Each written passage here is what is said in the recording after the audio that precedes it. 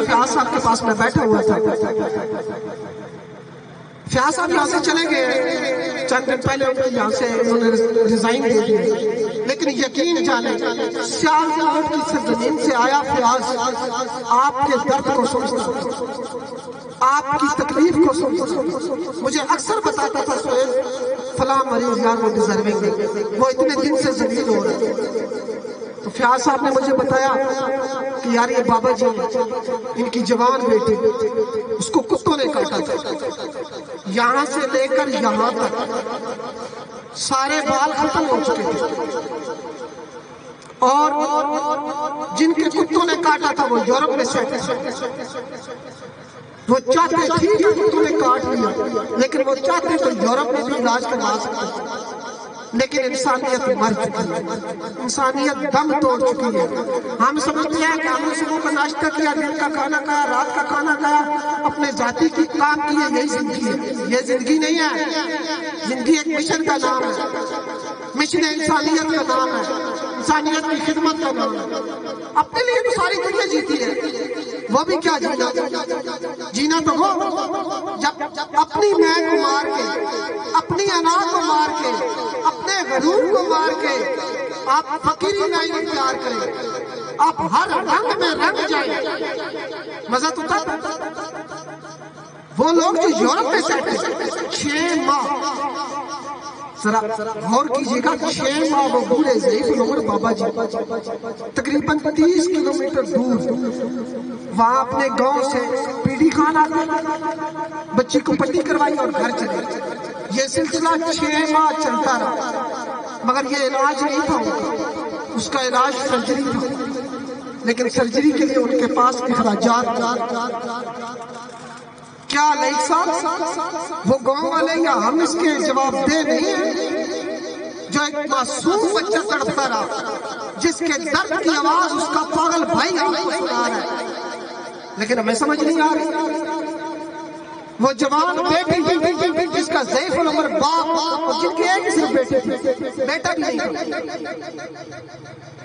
وہ 6 ماہ آپ کی پوری تحصیل کراس کر کے سول اسپتال پی ڈی خان پہنچتا ہے, پٹی کرواتا ہے, گھر چلا جاتا ہے, لیکن کسی کو اس کا درد نہیں آئے بھی تو ہماری اپنی روٹین ہے جی.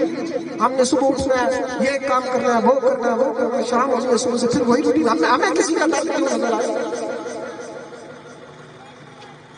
6 ماہ کے بعد الحمدللہ میں نے جب بابا جی سے بات کی, میں نے کہا مجھے 4 دن کا ٹائم دے, میں آپ کو کھاریاں بھیجوں گا, اور انشاءاللہ ہم کوشش کرتے ہیں سوشل میڈیا پہ اپیل کریں گے, لیکن اس اپیل میں نہ آپ کی بیٹی کا نام آئے گا, نہ آپ کا نام آئے گا, نہ اس کی کوئی تصویر آئے گی.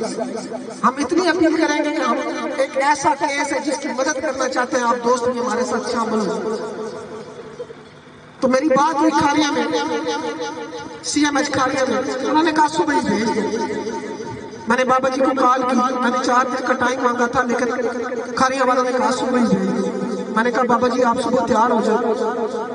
انسانیت سے ٹرسٹ اس قدر اٹھ چکا تھا کہ بابا جی کو میری بات پہ یقین نہیں آ رہا تھا کہ 6 ماہ جن کو کسی نے نہیں پوچھا, وہ مجھے کہہ رہا ہے جی صبح تیار ہو جائے, کسی مچ کھا لیا جائے.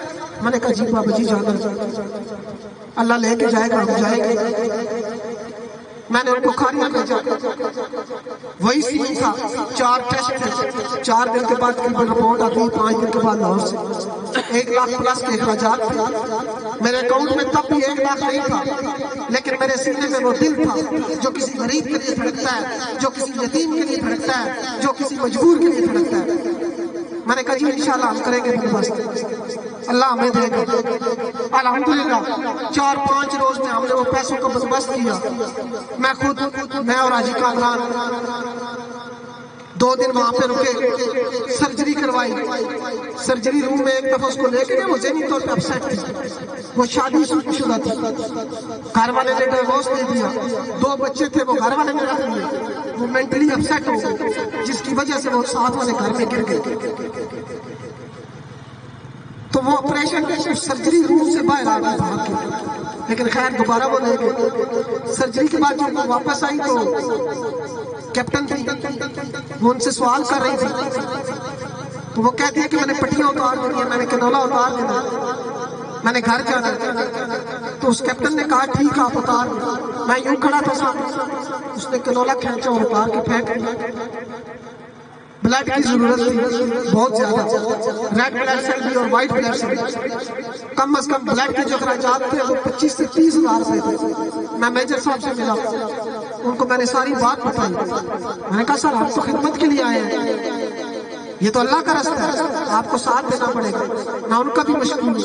انہوں نے وہی کام 2-3 ہزار میں کر دیا۔ بلڈ کے حوالے سے بابا جی مجھے کہنے لگے یار سہیل بلڈ بھی چاہیے۔ میں نے کہا بابا جی پریشان ہو، کہتے ہیں سہیل ایک بوتل نہیں، یہ تو بہت ساری بتا رہے۔ میں نے کہا بابا جی آپ نے تو پریشانی لے لی، اب ہم جانے اور ہمارے کام جانے۔ الحمدللہ اس بچے کی ہم نے سرجری کروائی، لیکن بتانے کا مقصد یہ ہے کہ آپ کے ارد گرد ایسے پتہ نہیں کتنے زخمی ہیں جو تڑپ رہے ہیں، جن کو آپ کی ضرورت ہے، لیکن آپ اپنی دنیا میں مست۔ یہ دنیا فانی ہے، سب کو جانا، مجھے بھی جانا ہے، آپ کو بھی جانا ہے۔ تیسرا کیس،